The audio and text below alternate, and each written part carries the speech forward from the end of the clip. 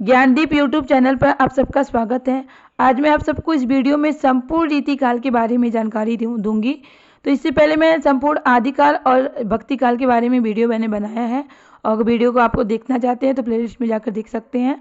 और इस वीडियो में मैं संपूर्ण रीतिकाल के बारे में बताऊंगी, तो वीडियो को लास्ट तक जरूर देखिए। आप जिस किसी भी एग्जाम की तैयारी कर रहे हैं तो और आपने हिंदी विषय का चयन किया है तो उसके लिए वीडियो बहुत ही इंपॉर्टेंट होने वाला है, तो वीडियो को लास्ट तक जरूर देखें क्योंकि मैं इस वीडियो में वही सारे पॉइंट लेकर आई हूँ जो कि एग्जाम में पूछे जाते हैं।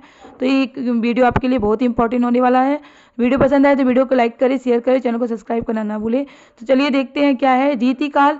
रीतिकाल उत्तर मध्यकाल को ही क्या कहा जाता है? रीतिकाल कहा जाता है। उत्तर मध्यकाल को रीतिकाल कहा जाता है। और इसकी समय सीमा आपको पता होना चाहिए कि विक्रम संवत 1700 से 1900 ईस्वी तक है। इसकी समय विक्रम संवत 1700 से 1900 है। और यही क्या है? सर्वमान्य मत है, जो कि किसके द्वारा दिया गया है? आचार्य रामचंद्र शुक्ल के द्वारा दिया गया है। इसकी समय सीमा क्या है? विक्रम संवत 1700 से 1900 है। और इस सर्वमान्य मत है, किसके द्वारा मत दिया गया है? आचार्य रामचंद्र शुक्ल के द्वारा दिया गया है, और यही सर्वमान्य मत है। अब रीतिकाल का नामकरण विभिन्न विद्वानों के अनुसार देखिए, रीतिकाल का जो नामकरण दिया गया है इसमें विद्वानों के अलग अलग मत हैं जो रीतिकाल का नामकरण है। तो ये चलिए देखते हैं क्या है। जैसे यहाँ पे नाम है प्रसूता, मतलब विद्वान कौन कौन से क्या नाम दिए हैं। रीतिकाव्य नाम किसने दिया है? जॉर्ज ग्रेसन ने दिया है। अलंकृत काल किसने कहा है? मिश्र बंधु ने। किसने कहा है? मिश्र बंधु ने रीतिकाल को अलंकृत काल कहा है। आपके एग्जाम में क्वेश्चन पूछा था मिश्र बंधु कौन कौन है, तो आपको मिश्र बंधु पता होना चाहिए, उनका नाम पता होना चाहिए। रास बिहारी, सुखदेव बिहारी, गणेश बिहारी। क्योंकि एग्जाम में क्वेश्चन पूछ रहा था कि ऑप्शन दे दिया जाएगा कि इसमें पूछा जाएगा कि इसमें कौन से मिश्र बंधु हैं या कौन से नहीं है। तो आपको पता होना चाहिए कि मिश्र बंधु कौन कौन से हैं। श्याम बिहारी, सुखदेव बिहारी, गणेश बिहारी। रीतिकाल किसने कहा है? आचार्य रामचंद्र शुक्ल ने उत्तर मध्यकाल को रीतिकाल कहा है। तो ये नाम इन्होंने ही दिया है रीतिकाल। किसने? आचार्य रामचंद्र शुक्ल ने। श्रृंगार काल किसने कहा है? आचार्य विश्वनाथ प्रसाद ने कहा है। कला काल किसने कहा है? डॉक्टर रमाशंकर शुक्ल ने कहा है। अंधकार काल किसने कहा है? त्रिलोचन ने। रीतिकाल को अंधकार काल किसने कहा है? त्रिलोचन ने कहा है। तो रीतिकाल के नामकरण के विषय में अलग अलग विद्वानों का ये मत रहा है। अब रीतिकाल के प्रवर्तक कौन है? तो आचार्य केशव दास को रीतिकाल का प्रवर्तक मानते हैं। कौन?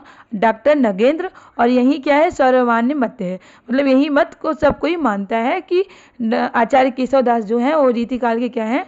प्रवर्तक है। और ये डॉक्टर किसके द्वारा माना गया है? डॉक्टर नगेंद्र के द्वारा माना गया है। लेकिन आचार्य रामचंद्र शुक्ल किसे मानते हैं रीतिकाल का प्रवर्तक? चिंतामणि त्रिपाठी को मानते हैं। आचार्य केशव दास रीतिकाल के प्रवर्तक है, यही सर्वमान्य मत है। और किसके द्वारा दिया गया है? डॉक्टर नगेंद्र के द्वारा दिया गया है। लेकिन अगर आचार्य शुक्ल के अनुसार पूछा जाएगा तो रीतिकाल के प्रवर्तक कौन माने जाएंगे? चिंतामणि त्रिपाठी। अब देखिए, हर एक काल की अपनी एक विशेषता होती है। तो रीतिकाल की विशेषता के बारे में हम लोग जानते हैं। श्रृंगार रस की प्रधानता है रीतिकाल में। क्या है? रीतिकाल के काव्यों में श्रृंगार रस की प्रधानता है, क्योंकि इसमें नायिका के नख से सिख तक का वर्णन किया गया है, तो इसमें श्रृंगार रस की प्रधानता है। और कौन सी भाषा की प्रधानता है? ब्रज भाषा की प्रधानता है, मतलब रचनाएं किस भाषा में की गई है? ब्रज भाषा में की गई है। कवि एवं आचार्य बनने की प्रवृत्ति, मुक्तक काव्य रचना है, नायिका भेद का चित्रण है। तो एक रीतिकाल की क्या है? विशेषताएं हैं। अब ये रीतिकाल को किसने? आचार्य विश्वनाथ प्रसाद मिश्र ने श्रृंगार काल कहा है। श्रृंगार काल का है, और इसको 3 भागों में विभाजित किया है। क्या? रीतिबद्ध, रीति सिद्ध और रीति मुक्त काव्य। रीतिबद्ध, रीति सिद्ध और रीति मुक्त काव्य 3 भागों में विभाजित किया है। किसने? आचार्य विश्वनाथ प्रसाद मिश्र ने। तो आचार्य विश्वनाथ प्रसाद मिश्र के अनुसार रीति सिद्ध कवि, जो आचार्य विश्वनाथ प्रसाद के अनुसार जो रीति सिद्ध कवि हैं, वहीं डॉक्टर नागेंद्र के अनुसार क्या है? रीतिबद्ध कवि हैं। मतलब आचार्य विश्वनाथ प्रसाद मिश्र ने जिन्हें रीति सिद्ध कवि माना है, उन्हें डॉक्टर नागेंद्र प्रसाद ने क्या माना है? रीतिबद्ध कवि माना है। अब देखिए, रीतिकालीन कवियों का वर्गीकरण क्या है? 3 भाग हैं। रीतिकालीन कवियों को 3 भागों में विभाजित किया गया है। एक रीतिबद्ध कवि, रीति सिद्ध कवि और रीति मुक्त कवि। तो इससे एग्जाम में क्वेश्चन पूछे जाते हैं कि इसमें कौन से रीतिबद्ध कवि हैं, कौन से रीति सिद्ध कवि हैं और कौन से रीति मुक्त कवि हैं। तो आपको कवियों के बारे में पता होना चाहिए कौन सी रीतिबद्ध कवि हैं, कौन सी रीति सिद्ध और रीति मुक्त। तो आपको ये पता होना चाहिए। रीतिबद्ध कवि कौन कौन से हैं, पता जान लेते हैं। केशव दास, भिखारी दास, पद्माकर भूषण, मतीराम, जसवंत सिंह, रसलीन के देव, ग्वाल कवि, सुरती मिश्र, सोमनाथ, रसलीन, मंडन मिश्र, कुमारमणि, रसिक गोविंद, चिंतामणि, तोष, ये सब कौन है? रीतिबद्ध कवि हैं। अब रीति सिद्ध कवि के बारे में जानते हैं कौन कौन है? बिहारी, बृंद, सेनापति, विक्रमादित्य, पजनेश, कृष्ण कवि, रसनिधि, नृप शंभु, हठी जी, बेनी कवि, निवाज, ये सब रीति सिद्ध कवि हैं।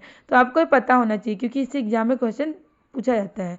रीति मुक्त कवि घनानंद, बोधा, आलम, ठाकुर, द्विज, ये क्या है? रीति मुक्त कवि हैं, रीति मुक्त कवि हैं। तो रीति काल के बारे में क्वेश्चन जो बनते हैं वो हम कुछ तथ्य लेकर आए हैं, विशेष तथ्य हैं। तो रीति काल के प्रतिनिधि कवि कौन? क्वेश्चन पूछा जाता है कि रीति काल के प्रतिनिधि कवि कौन है? तो रीति काल के प्रतिनिधि कवि बिहारी है। रीति काल के प्रवर्तक कौन है?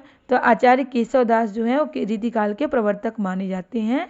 जैसा कि मैंने ऊपर बताया है कि डॉक्टर नगेंद्र के अनुसार रीति काल के प्रवर्तक कौन है? आचार्य केशव दास हैं। जबकि रीति काल आचार्य रामचंद्र शुक्ल के अनुसार चिंतामणि को रीति काल का प्रवर्तक माना जाता है। रीति काल के अंतिम कवि कौन है? ग्वाल कवि।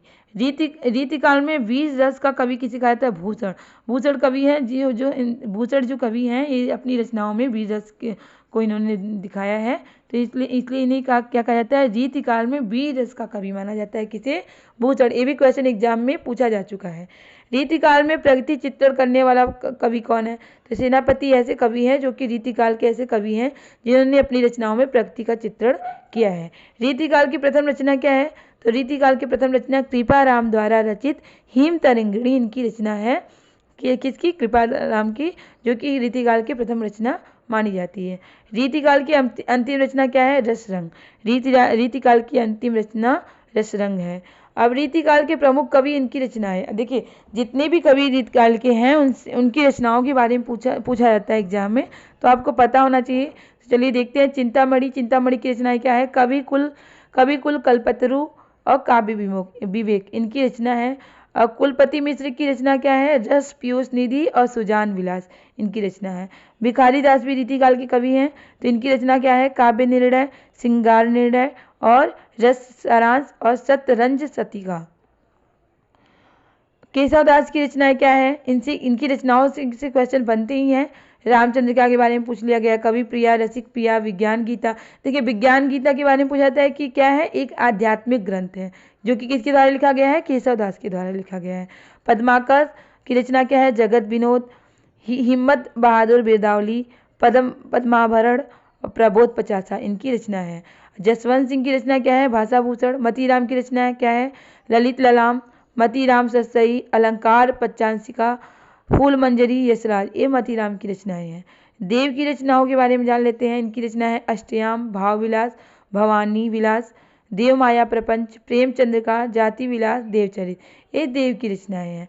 सेनापति की रचना क्या है? कवित रचनाकर, काव्य कल्पद्रुम। बृंद की रचना क्या है? 12 मास, यमक सतसई। घनानंद की रचना के बारे में जानते हैं। सुजान सागर, रस केलीवल्ली, इस्कलता, बीरा लीला, एक किसकी रचना है? बीरा लीला, क्योंकि इन्होंने अपनी प्रेमिका सुजान की के वियोग का वर्णन करते हुए बीरा लीला का वर्णन किया है। तो इनकी रचनाओं में वियोग का वर्णन किया गया है। आलम केली आलम की रचना है, नाम से ही पता चल जाएगा आपको।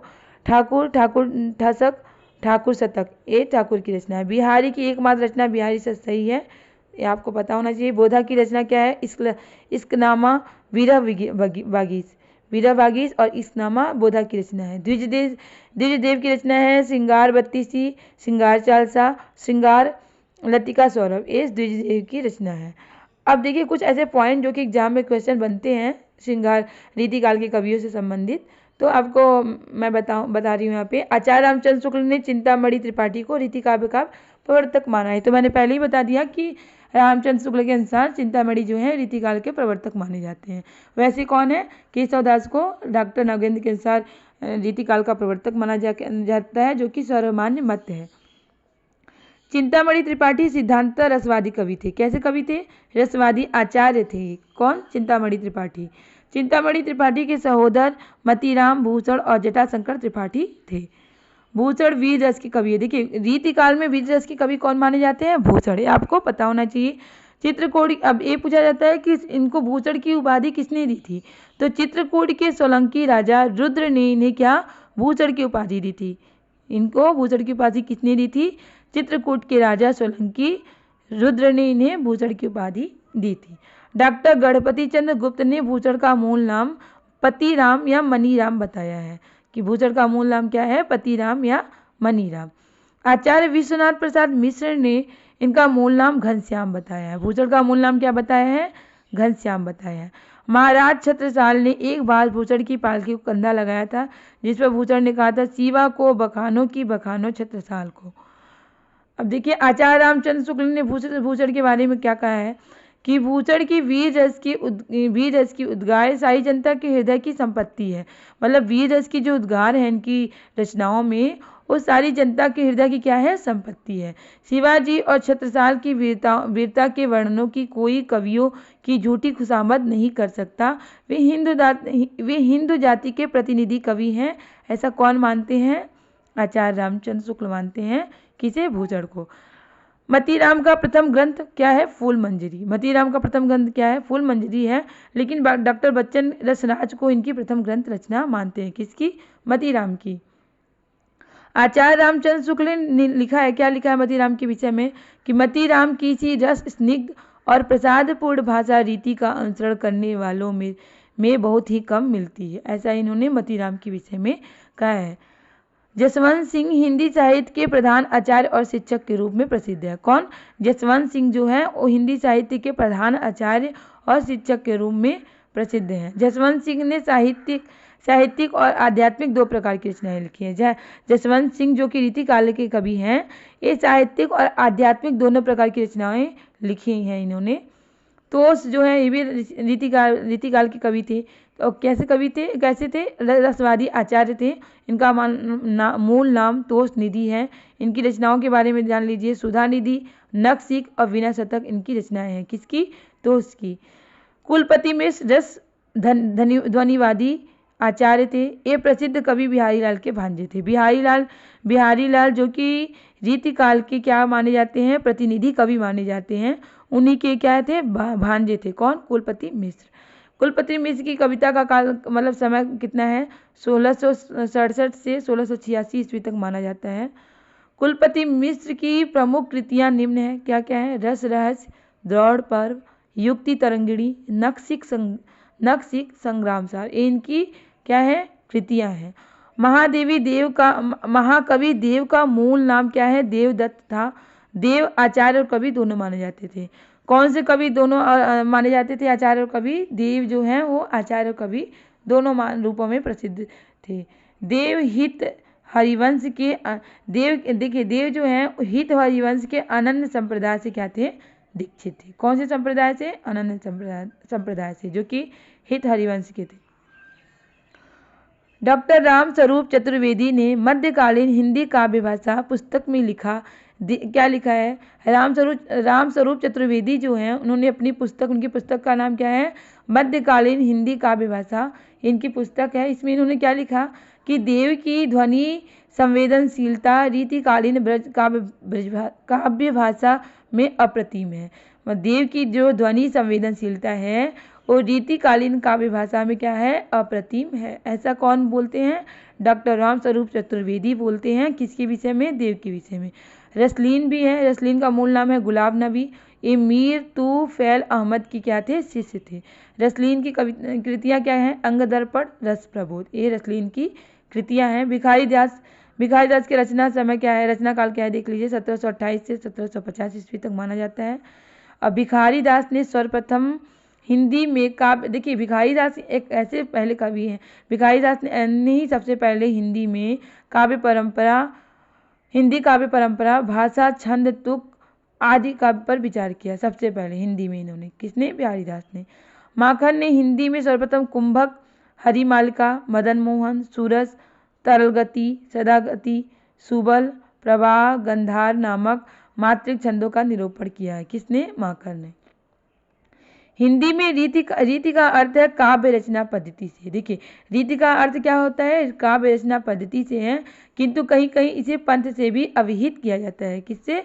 पंथ से है। रीति का अर्थ है काव्य रचना पद्धति, किंतु कहीं कहीं इसे पंथ से भी अभिहित किया जाता है। रीतिकाल में अधिकांश कवि क्या थे? दरबारी कवि थे। देखिए, रीतिकाल के जो कवि थे दरबारी कवि थे, मतलब अपने राजाओं के आश्रय में रहते थे और राजाओं का ही वर्णन अपनी कविताओं में करते थे। मतलब ये स्वच्छंद नहीं थे, वे राजाओं बंधे हुए थे, वे राजाओं का ही मतलब आश्रय में रहते थे, इसलिए उनके बारे में कविताएं लिखते थे। तो राजाओं के आश्रय में, उनके दरबार में अपनी कविता किया करते थे। डॉक्टर बच्चन सिंह ने लिखा है कि रीतिकालीन कवि कविता के क्या हैं? सौदागर हैं। देव ने सुकवि को कविता का सौदागर कहा है। देखिए, डॉक्टर बच्चन का ने लिखा है कि रीतिकालीन जो कवि हैं वे क्या हैं? कविता के सौदागर हैं। और देव ने सुकवि को क्या माना है? कविता का सौदागर माना है। कविता का सौदागर किसे देव ने किसे माना है? तो आप बोलेंगे सुकवि को। रीति काव्य को यौवन की रमणीयता का काव्य कहा जाता है। क्वेश्चन पूछा जाता है यौवन की रमणीयता का काव्य किसे कहा जाता है? तो रीति काव्य को कहा जाता है। ललिन बिलोचन शर्मा ने रीतिकालीन काव्य की आलोचना पद्धति को भारतीय मनीषा का हास्यकालीन वर्गीकरण प्रेम कहा है। अब देखिए, रीतिकाल की प्रतिनिधि कवि कौन है? बिहारी हैं। तो इनसे क्वेश्चन एग्जाम में पूछे जाते हैं, तो इनके बारे में जान लेते हैं। बिहारी आचार्य रामचंद्र शुक्ल ने बिहारी के विषय में क्या कहा है कि रसवादी माना है इन्हें, जबकि डॉक्टर नागेंद्र ने इन्हें ध्वनिवादी स्वीकार किया है। श्री राधा चरण गोस्वामी ने बिहारी को पीयूष वर्णी मेघ कहा है। क्या कहा है? पीयूष वर्णी मेघ कहा है। किसने? श्री राधा चरण गोस्वामी ने किसे कहा है? बिहारी को। अब बिहारी लाल के जीवन के बारे में जान लेते हैं। इनका जन्म हुआ था 1595 ईस्वी में और मृत्यु 1663 में। और जन्म स्थान क्या है इनका? गोविंदपुर। पिता कौन है? केशवदास। गुरु कौन है? नरहरिदास। किस संप्रदाय से थे? निम्बार्क संप्रदाय से। और किसके आश्रयदाता? देखिए, रीतिकाल के कवियों के बारे में पूछ लिया जाता है कि किसके आश्रयदाता में थे। तो बिहारी लाल के बारे में पूछा जाएगा तो ये महाराज जय सिंह के आश्रयदाता थे, मतलब इनके आश्रय में रहते थे। बिहारी लाल की एकमात्र रचना क्या है? बिहारी सतसई दोहा छंद से रचित है। इनकी एकमात्र रचना है बिहारी सतसई, जो कि दोहा छंद से रचित है। इनकी भाषा क्या है? परिनिष्ठित साहित्यिक ब्रज भाषा है। इनकी भाषा और रचना के बारे में आपको पता होना चाहिए। और किसके दरबारी कवि थे? राजा जयसिंह के दरबारी कवि थे। डॉक्टर जॉर्ज ग्रेसन के अनुसार यूरोप में बिहारी सतसई के समकक्ष कोई रचना है। ऐसा जॉर्ज ग्रेसन मानते हैं कि यूरोप में बिहारी सतसई के समकक्ष कोई रचना नहीं है। बिहारी लाल के समस्त दोहों की संख्या कितनी है? 719 है। कितनी रचना दोहों की संख्या, मतलब इनकी दो बिहारी सतसई रचना है उनमें दोहों की संख्या कितनी है? 719 है। किंतु जगन्नाथ दास रत्नाकर ने इनकी दोहों की संख्या कितनी मानी है? 713 मानी है। आचार्य रामचंद्र शुक्ल बिहारी के संदर्भ में क्या कहते हैं? श्रृंगार रस के ग्रंथों में जितनी ख्याति और जितना मान बिहारी सतसई मतलब बिहारी जी की रचना है को हुआ और किसी को नहीं हुआ। इनका एक एक दोहा हिंदी साहित्य में एक एक रत्न माना जाता है। रामचंद्र शुक्ल मानते हैं कि बिहारी जी का जो एक एक दोहा है वो हिंदी साहित्य में क्या माना जाता है? एक एक रत्न माना जाता है। यदि प्रबंध काव्य एक विस्तृत वनस्थली है तो मुक्तक एक चुना हुआ क्या है? गुलदस्ता है। जिस कवि में कल्पना की समाहार शक्ति के साथ भाषा की समाहार शक्ति जितनी अधिक होगी उतनी ही वह मुक्तक की रचना में सफल होगा। यह क्षमता बिहारी में पूर्ण रूप से वर्तमान है। देखिए, रामचंद्र शुक्ल मानते हैं कि जिस कवि में कल्पना की समाहार शक्ति के साथ है, मतलब कल्पना की जो समाहार शक्ति है उसके साथ साथ भाषा की भी समाहार शक्ति जितनी अधिक होगी वही क्या होगा? मुक्तक काव्य की रचना में सफल होगा। और इनका ऐसा मानना है कि बिहारी जो है पूर्ण रूप से यह क्षमता बिहारी में पूर्ण रूप से क्या है? विद्यमान है। बिहारी की रस व्यंजना का पूर्ण वैभव उनके अनुभवों में विद्यमान दिखाई देता है। अब देखिए, बिहारी घनानंद के बारे में हम लोग जान लेते हैं। इनके रीति मुक्त कवि हैं। बिहारी जो है रीति सिद्ध कवि हैं और घनानंद क्या है? रीति मुक्त कवि माने जाते हैं। तो इनके बारे में जानते हैं। आचार्य रामचंद्र शुक्ल ने इनके विषय में क्या लिखा है। ये साक्षात रस मूर्तिकार ब्रजभाषा के प्रधान स्तंभों में है। अगर ये लाइनिंग आपको एग्जाम में दे दिया जाएगा, पूछा जाएगा कि ये किसने कहा है, किसके संदर्भ में कहा है, तो ये रामचंद्र शुक्ल ने कहा है और घनानंद के संदर्भ में कहा है। तो कभी कभी आपको ये कोटेशन या लाइन दी जाएगी, किसी पूछा जाएगा किसने कहा है, तो आपको पता होना चाहिए। घनानंद का संक्षिप्त जीवन वृत्त। इनका जन्म कब हुआ था? 1679 ईस्वी में, 89 ईस्वी में, और मृत्यु 1739 ईस्वी में। जन्म स्थान क्या है? बुलंदशहर है इनका। और मृत्यु स्थान क्या है? वृंदावन है। किस संप्रदाय से थे? निम्बार्क संप्रदाय से थे। प्रेयसी, देखिए इन्होंने जो भी रचनाएं की है अपनी प्रेयसी के बारे में की है, तो इनकी प्रेयसी का नाम पूछ लिया जाता है। गणिका सुजान इनकी प्रेयसी का नाम है, मतलब इनकी प्रेमिका का नाम है। आश्रयदाता किसके आश्रय में रहते थे? मोहम्मद शाह रंगीले के आश्रय में रहते थे। तो रीतिकाल कवियों के बारे में, आश्रयदाता के बारे में पूछ लिया जाता है, तो आपको पता होना चाहिए। घनानंद की प्रमुख कृतियाँ क्या क्या है? सुजान सार, इश्क लता, विरह लीला, वियोग बेली, कोकसार, कृपाकंद, रस केली बल्ली, यमुना यश इनकी क्या है? रचनाएं हैं। इनकी विरह लीला ब्रजभाषा में है, किंतु फारसी के छंद हैं। घनानंद के संदर्भ में देखिए आचार्य रामचंद्र शुक्ल की पंक्तियां हैं, इसको आपको पता होना चाहिए, क्योंकि पंक्ति पूछ लिया जाता है कि कोई पंक्ति दिया जाएगा, आपको पूछा जाता है किसने कहा है और किसके संदर्भ में कहा है। तो प्रेम की पीर ही को लेकर इनकी वाणी का प्रादुर्भाव हुआ है।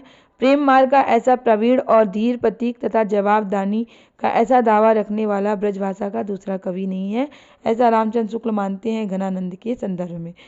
प्रेम की अनिर्वचनीयता का आभास घनानंद की विरोधाभासों के द्वारा हुआ है।